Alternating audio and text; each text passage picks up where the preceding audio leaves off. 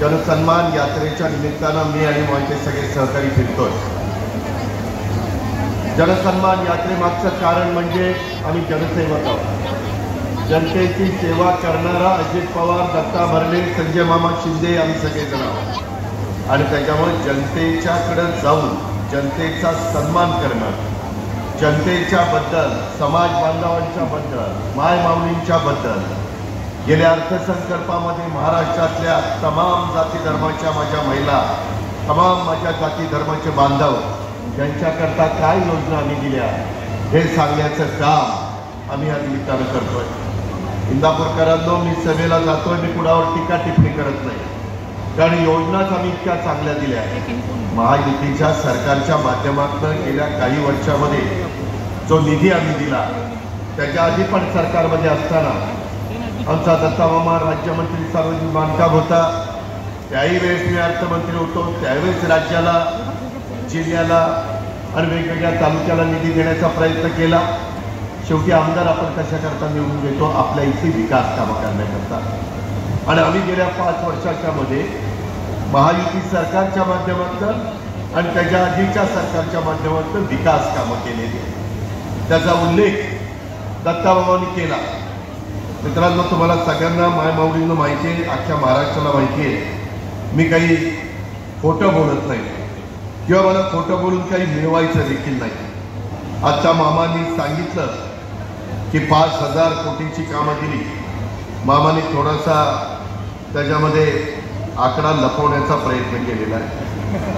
मी आपल्याला सांगतो, मामा दुसऱ्यांदा निवडून आल्यानंतर 2019 ते 2024 या काळामध्ये मी तुमच्या तालुक्याला 5,495 कोटी रुपये आणि 5,495 कोटी आणि 34 लाख रुपये दिले।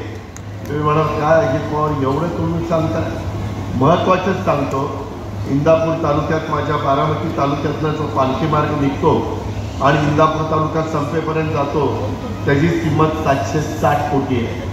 ह्याअंतर्गत अकोले, कळस, शेगाव, निमसाखर, डाळस, कळस, वांचननगर रस्ता 44 किलोमीटरचा 237 कोटी रुपयाला त्याला मान्यता दिली, त्याचं निविदा स्तरावर काम चाललेलं आहे।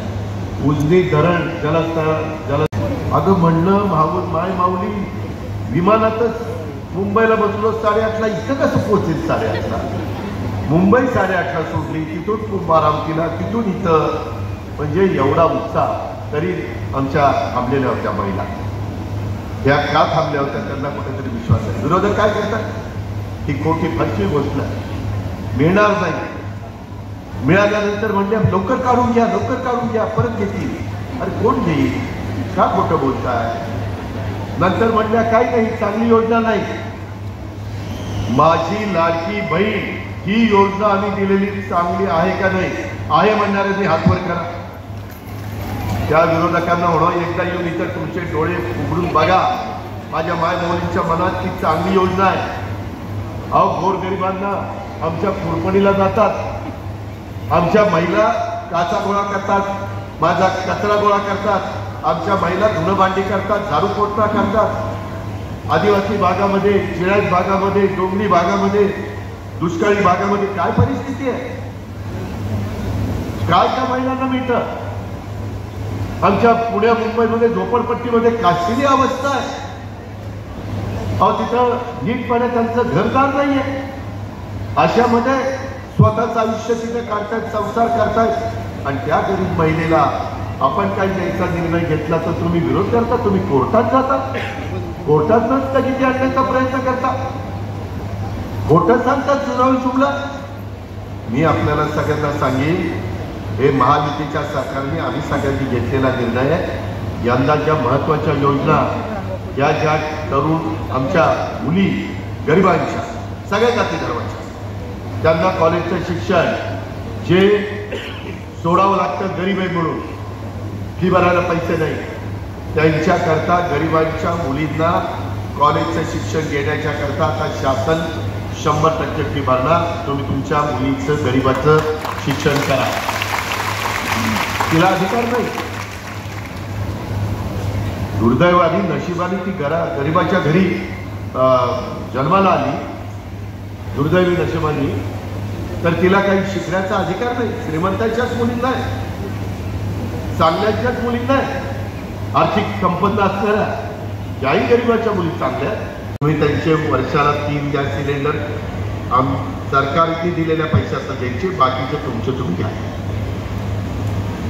हे सगळं करत असताना काही जण म्हणले बघा त्यांना महिलांचा पुळका आला आहे, मायमाऊलीचा पुळका आला आहे, भावांचं काय, भावांचं काय.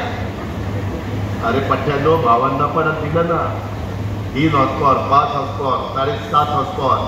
आज इथून पुढं माझ्या महाराष्ट्रातल्या शेतकऱ्यांनी, भावांनी 3, 5, 7.5 लाईट बिल इथून पुढं भरायचं नाही. तुम्ही म्हणाल दादा इथून पुढचं भरायचं नाही, मागचं काय, मागचं काय. मागचंही काळजी करू नका. तुम्ही येणाऱ्या विधानसभेच्या निवडणुकीमध्ये महायुतीचं सरकार निवडून द्या. घड्याळ, धनुष्यबाण, कमळ या आमच्या खुणा आहेत. त्याच्यामध्ये काही ठिकाणी तालुक्यात घड्याळ असेल, काही तालुक्यात धनुष्यबाण असेल, काही तालुक्यात कमळ असेल. हे आमदार पुन्हा निवडून आले, आमचं सरकार आलं की तुमच्या योजना पुढे चालू, योजना चालू ठेवायच्या का नाही मायमाऊली तुमच्या हातात आहे. माझ्या शेतकरी बांधवांनो तुमच्या हातात आहे, तुम्ही ठरवायचं. आणि तुम्ही म्हणाल तुम्ही कसं काय, मी 6.5 लाख कोटीचा अर्थसंकल्प सादर केला. दरवर्षी 50,000 कोटीने अर्थसंकल्प वाढतो.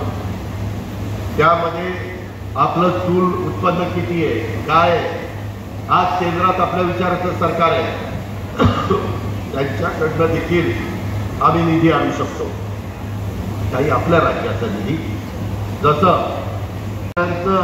सुनील तटकरेंचं सगळ्यांचं वागणं बघितलंय ना. आम्ही कधी जातीभेद, जातीवाद केलाय, जातीचा, पातीचा, नात्याचा, गोत्याचा विचार कधी केलाय.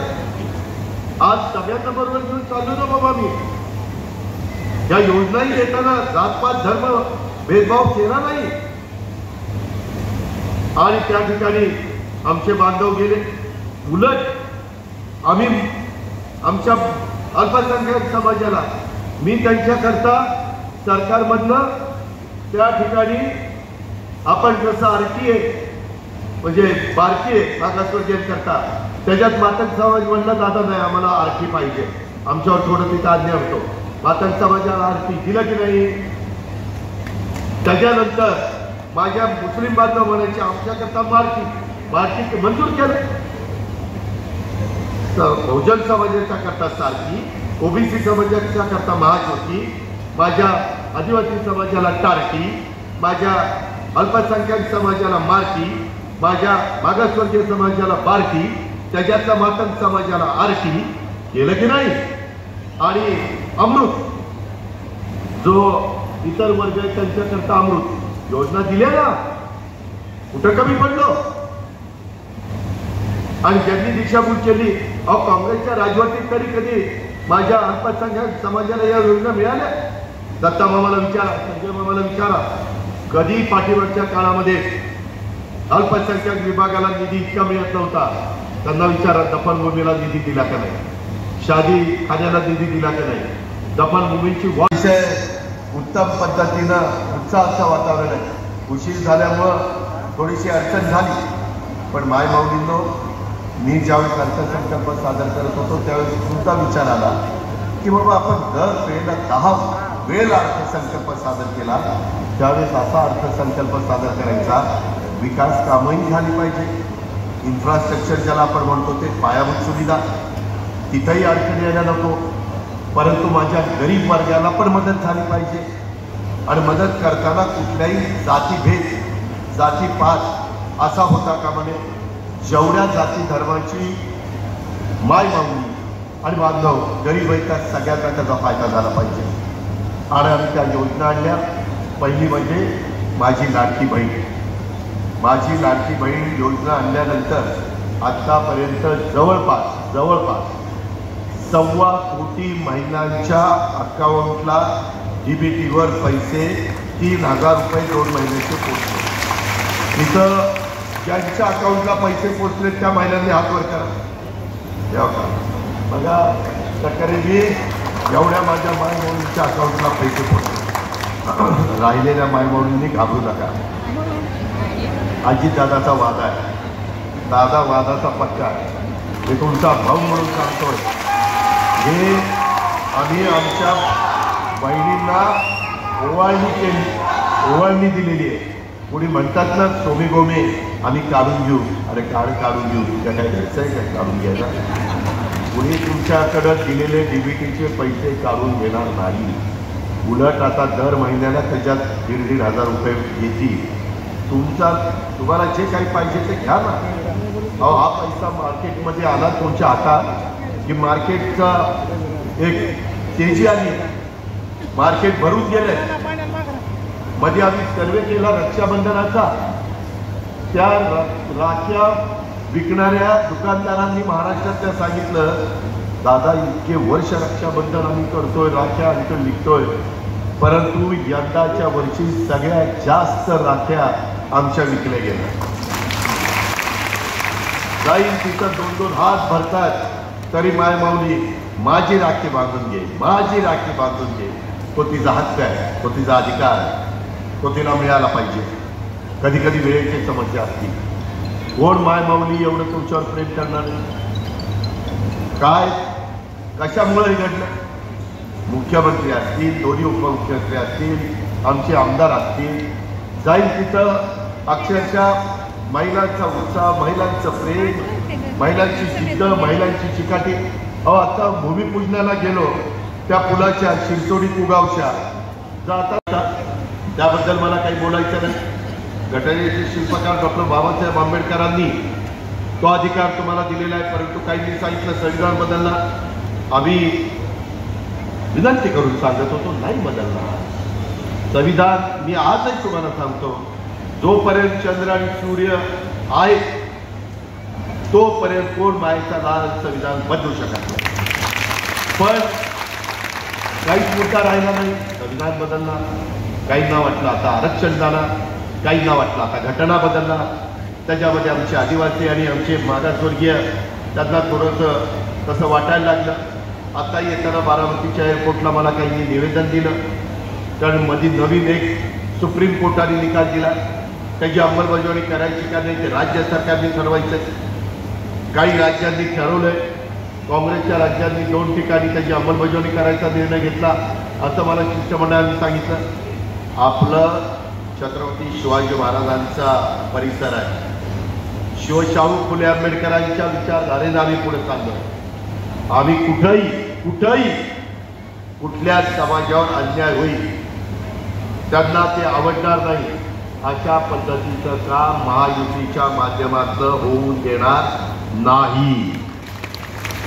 त्यामुळं जे काही संविधानाच्या बद्दल, उलट संविधानाचा आम्ही आदर करतोय, संविधानाच्या पुढे आम्ही नतमस्तक होतोय.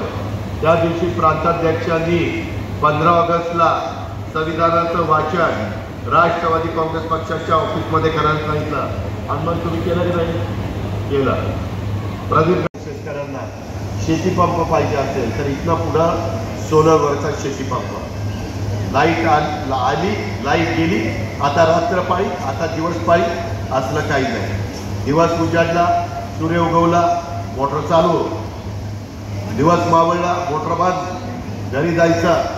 बायका मुलांच्या मध्ये गप्पा टप्पा, कुणाचं काही शिक्षण चौकशी करून त्याच्यामध्ये घरामध्ये थांबायचं. या पद्धतीची योजना आणलेली आहे. 8.5 लाख पंप आपण त्याचे देतो आणि 9,500 मेगावॉट विजेचं काम सध्या महाराष्ट्रामध्ये सोलरचं चाललेलं आहे. बदल झाले, त्या बदलाचं स्वागत केलं पाहिजे. बऱ्याच जणांच्याकडे सोलर पॅनल आहेत, आता ते मोठ्या प्रमाणावर आम्ही वाढवतोय. या सभेला उपस्थित असणारे प्रांताध्यक्ष सुनील तटकरेजी, विधिमंडळातील सहकारी, इंदापूरचे लोकप्रिय आमदार दत्ताभाऊ भरणे, शेजारच्या करमाळ्याचे लोकप्रिय आमदार संजय मामा शिंदे, रुपाली चाकणकर, प्रदीप कारंकर, सुरेश गुले.